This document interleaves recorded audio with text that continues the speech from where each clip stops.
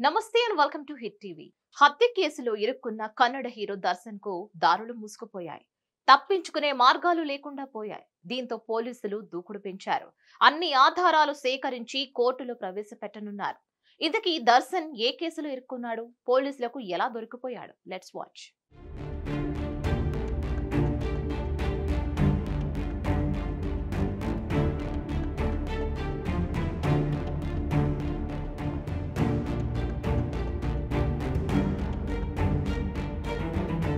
కన్నడ సినీ పరిశ్రమలో పేరుగాంచిన హీరో దర్శన్ ప్రస్తుతం గడ్డు పరిస్థితులను ఎదుర్కొంటున్నాడు.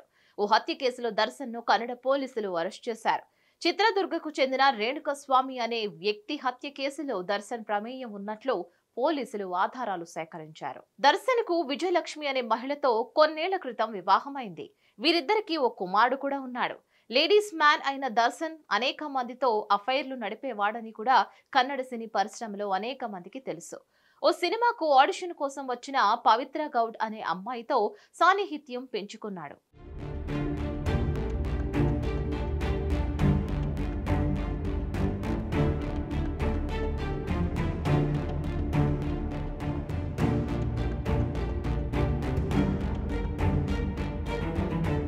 సినీ పరిశ్రమలో అడుగు పెట్టక ముందే పవిత్ర గౌడ్కు వివాహమైంది. ఒక పాప కూడా ఉంది.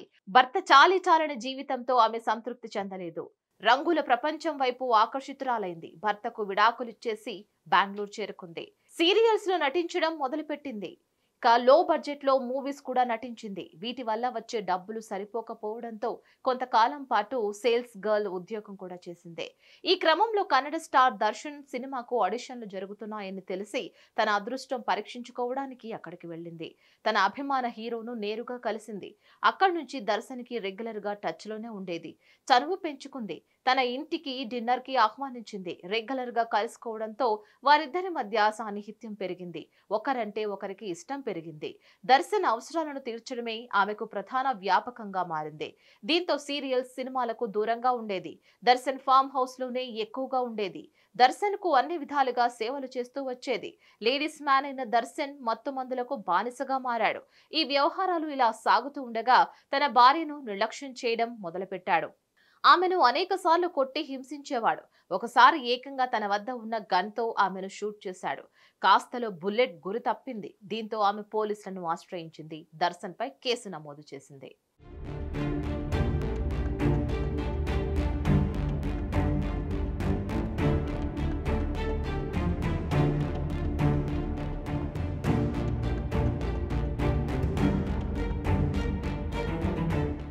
భార్య తనపై కేసు పెట్టినప్పటికీ దర్శన్ తన వైఖరిని మార్చుకోలేదు. లేడీస్ మ్యాన్ అయిన దర్శన్ అనేక మంది మహిళలతో చొరవగా ఉండేవాడు. వాళ్లకు కావాల్సిన డబ్బును ఇవ్వడంతో పాటు మంచి మంచి గిఫ్ట్లను కూడా ఇస్తూ వారిని గ్రిప్ లో పెట్టుకునేవాడు. ఇవన్నీ గమనించిన భార్య విజయలక్ష్మి మరోసారి పోలీసులను ఆశ్రయించి కేసు పెట్టింది. మొదటి భార్య వల్ల 3 సార్లు జైలుకు వెళ్లిన దర్శన్ తాజాగా తన ప్రియురాలు పవిత్ర గౌడ్ కారణంగా 4వసారి జైలుకు వెళ్లాల్సి వచ్చింది. చిత్రదుర్గకు చెందిన రేణుకస్వామి అనే 32 ఏళ్ల వ్యక్తి దర్శన్ కు వీరాభిమాని. దర్శన్ తన భార్యను వదిలేసి వేరే యువతితో కలిసి ఉంటున్నాడు అనే విషయాన్ని జీర్ణించుకోలేకపోయాడు. దర్శన్ ను లొంగ తీసుకున్న పవిత్ర గౌడ్ పై కక్ష పెంచుకున్నాడు. ఆమె సోషల్ మీడియా అకౌంట్లను రెగ్యులర్ గా ఫాలో అవుతూ బ్యాడ్ కామెంట్స్ పెట్టేవాడు. బ్యాడ్ కామెంట్స్ చేస్తే దర్శన్ ను ఆమె వదిలేస్తుందని రేణుకస్వామి భావించాడు. తన ఐడిని అనేక సార్లు మార్చి బ్యాడ్ కామెంట్స్ పోస్ట్ చేసేవాడు. ఈ మెసేజ్లతో విసిగిపోయిన పవిత్ర గౌడ్ ఈ విషయాన్ని దర్శన్ కు తెలియజేసింది. బ్యాడ్ కామెంట్స్ పెట్టే వారి అకౌంట్స్ బ్లాక్ చేయాలని దర్శన్ ఆమెకు సలహా ఇచ్చాడు. అకౌంట్లను బ్లాక్ చేసినప్పటికీ రేణుకస్వామిని అడ్డుకోలేకపోయారు. వేరే కొత్త అకౌంట్ల నుంచి అదే పనిగా పవిత్రపై బ్యాడ్ కామెంట్స్ చేస్తూ ఉండేవాడు. ఈ విషయాన్ని పోలీసులకు తెలియజేయకుండా దర్శన్ నేరుగా రంగంలోకి దిగాడు. తన రౌడీ గ్యాంగ్లను కూడా రంగంలోకి దించాడు. వారికి డబ్బులిచ్చి రేణుకస్వామికి బుద్ధి చెప్పాలని భావించాడు. దర్శన్ గ్యాంగ్ రేణుకస్వామి ఆచూకీ తెలుసుకున్నారు. బళ్ళారిలో ఉన్న తన అభిమానికి రేణుకస్వామిని చితక్కొట్టే పని అప్పగించారు. దర్శన్ అభిమానులు చాకచక్యంగా వ్యవహరించి రేణుకస్వామిని కలిశారు. దర్శన్ నిన్ను కలవాలని అనుకుంటున్నాడని రేణుకస్వామిని నమ్మించారు. వారితో పాటు బెంగళూరు తీసుకువెళ్లారు. దర్శన్ అభిమాని అయిన రేణుకస్వామి బెంగళూరు వెళుతున్న విషయాన్ని తన భార్యకు కూడా చెప్పకుండా జూన్ 8న బెంగళూరు వెళ్లాడు.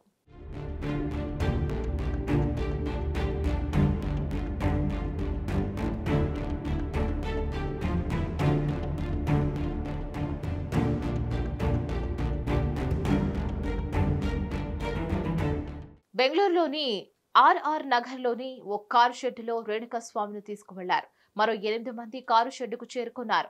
వీరంతా కలిసి రేణుకాస్వామిపై విరుచుకుపడ్డారు. రకరకాల ఆయుధాలతో చితక్కొట్టారు. అదే సమయంలో దర్శన్ కూడా అక్కడకు చేరుకొని రేణుకాస్వామిని గట్టిగా తన్నాడు. రేణుకాస్వామి ప్రైవేట్ పార్టీపై దర్శన్ గట్టిగా తన్నడంతో గిలగిలా కొట్టుకున్నాడు. స్పాట్లోనే ప్రాణాలు కోల్పోయాడు. బెంగళూరులోని రాజ్ కాల్వా అనే పెద్ద డ్రైనేజీలో రేణుకాస్వామి శవాన్ని విసిరేశాడు. ఇక దర్శన్ గ్యాంగ్ లోని 5 వ్యక్తులు రేణుకాస్వామి శవాన్ని ఆ డ్రైనేజీలో పడేసి పరారయ్యారు. డ్రైనేజీలో నుంచి నదిలోకి కొట్టుకుపోతుందని వారందరూ భావించారు. కానీ వారి ప్లాన్ బెడిసి కొట్టింది. అక్కడే ఉన్న రాయికి శవం తగులుకొని ఉండిపోయింది.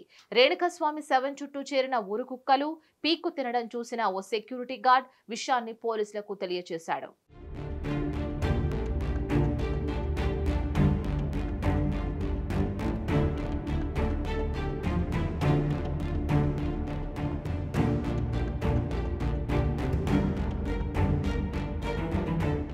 సమాచారం అందుకున్న పోలీసులు రంగంలోకి దిగారు. శవాన్ని పరిశీలించారు. బాడీపై అనేక గాయాలు ఉండడం చూసి అది ఆత్మహత్య కాదని హత్య అయి ఉంటుందని నిర్ధారణకు వచ్చారు. కేసును నమోదు చేసి విచారణ ప్రారంభించారు. దగ్గరలో ఉన్న సీసీటీవీ రికార్డులను పరిశీలించారు. రేణుకాస్వామి డెడ్ బాడీని పారేయడానికి వచ్చిన 5గురిని గుర్తించారు. ఈ క్రమంలో 5గురును నేరుగా పోలీసులను కలిశారు. 10 లక్షల విషయంలో రేణుకాస్వామితో తమకు వివాదం ఉందని పోలీసులను నమ్మించే ప్రయత్నం చేశారు. దర్శన్ను కాపాడేందుకు ఈ డ్రామా ఆడారు. ఈ 5గురు చెప్పేది నమ్మని పోలీసులు రేణుకాస్వామి గురించి తెలుసుకోవడం మొదలుపెట్టారు. దీంతో అసలు విషయాలు వెలుగులోకి వచ్చాయి.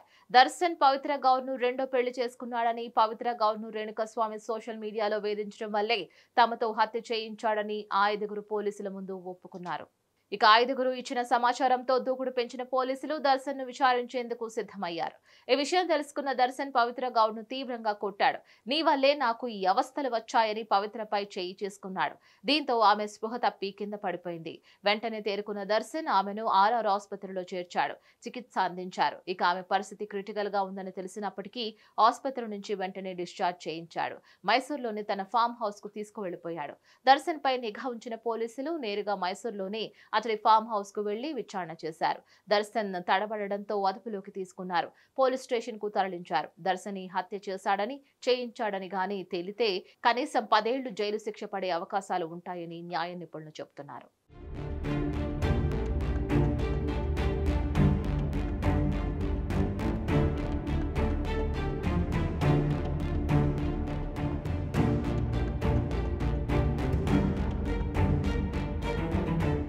మరిన్ని అప్డేట్స్ కోసం కీప్ వాచింగ్ హిట్ టీవీ.